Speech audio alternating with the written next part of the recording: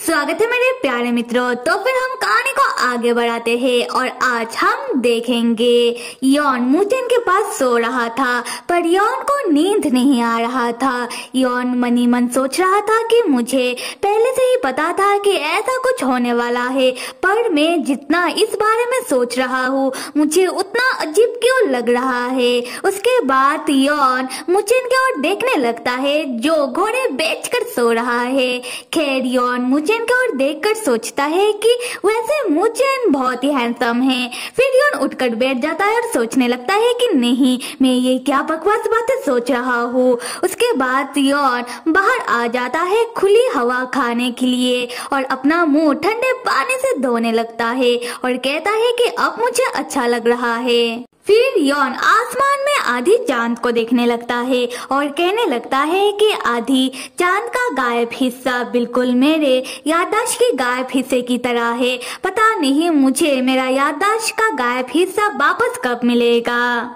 उसके बाद यॉन अपने दिमाग में जोर डालकर याद करने की कोशिश करने लगता है अपनी भूली हुई यादों को। उसी वक्त यॉन के पास जो जादुई बॉल था वो चमकने लगता है और उसमें से आवाज आता है कि हे विलेन के मुझे एक्टिवेट करो। यॉन तब अपने पास से उस जादुई बॉल को बाहर निकालता है और कहने लगता है कि ये है क्या चीज और मैं तुम्हें एक्टिवेट कैसे करूं। और यहाँ हमें समझ आता है कि ये जादुई बॉल और कोई नहीं बल्कि स्टोरी बुक सिस्टम है जिसने खुद को जादुई बॉल में बदल लिया था। खैर स्टोरी बुक सिस्टम कहता है कि मुझे स्टार्ट करने के लिए यस में प्रेस करो। यॉन तब ऐसा ही करता है और यस में प्रेस करता है। तब स्टोरी बुक सिस्टम अपने असली रूप में आ जाता है और यॉन को वार्निंग देता हुआ बताने लगता है स्टोरी के प्लॉट में ज्यादा चेंजेस आ जाने से स्टोरी बुक वर्ल्ड में कुछ बग आ चुके हैं जिसको तुम्हें ही ठीक करना होगा, वरना ये स्टोरी बुक वर्ल्ड बहुत जल्दी ही टूटकर बिखर जाएगा। फिर स्टोरी बुक सिस्टम कहता है कि स्टोरी बुक सिस्टम में ठोकर लगने के कारण उसमें थोड़ा खराबी आ चुका है, इसीलिए स्टोरी बुक सिस्टम फिलहाल के लिए यॉन को उसका 1% याददाश्त वापस कर रहा है। वो पहले खुद को ठीक कर ले, उसके बाद स्टोरी बुक सिस्टम यॉन के याददाश्त को अनलॉक करके पूरी तरीके से यॉन को वापस कर देगा कुछ ही समय में। ये कहने के बाद स्टोरी बुक सिस्टम चला जाता है। यॉन तब स्टोरी बुक सिस्टम को रोकने की कोशिश करता है, ये सोचते हुए कि इस जादुई चीज के पास यॉन का याददाश्त है। फिर यॉन सोचने लगता है कि वैसे ये चीज था क्या, और ये चीज भी यॉन को बहुत ही जाना पहचाना लग रहा था। उसके बाद यॉन के दिमाग में राक्षस राज यॉन और उसकी राक्षस पलटनों की यादें आने लगता है।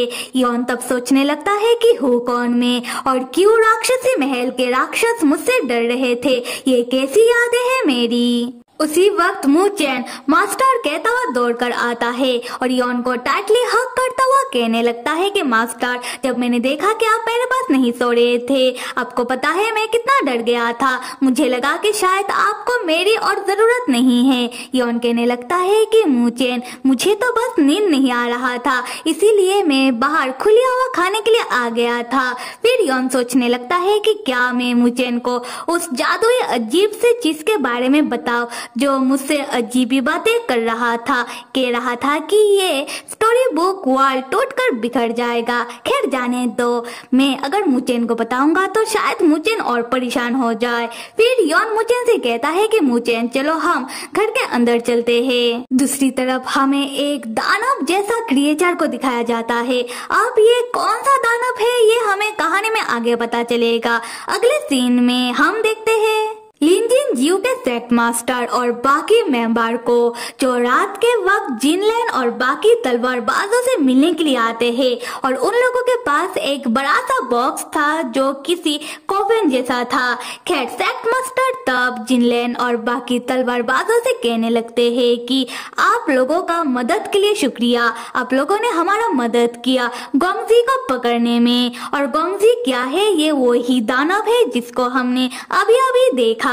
उसके बाद सेक्ट मास्टर अपने सेक्ट के एक साथी के बारे में बात करने लगते हैं, जो सुनकर जिनलैन कहती है कि मुझे बहुत ही अफसोस है कि मैं डॉक्टर संग को बचा नहीं पाई। उसके बाद से हमारी तलवार कंपटीशन का विजेता मुचेन भी गायब है। सेक्ट मास्टर कहते हैं कि मिस जिनलेन, आप अफसोस मत कीजिए, इसमें आपकी कोई गलती नहीं है। अगर किसी की गलती है तो उन राक्षसों की, और मुझे तो लगता है कि गोंगजी को इंसानों के बीच तबाही मचाने के लिए उन राक्षसों ने भेजा है।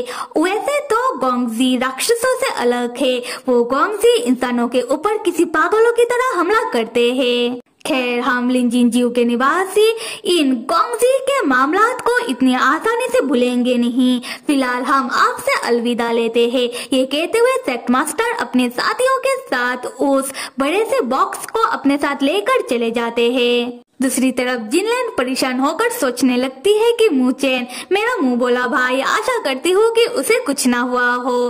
तो फिर मेरे प्यारे मित्रों, अगर मेरा एक्सप्लेनेशन पसंद आ रहा है और कहानी को आगे देखना चाहते हो तो लाइक करो, सब्सक्राइब करो और भर भर के कमेंट करो। Till then stay with me and see you.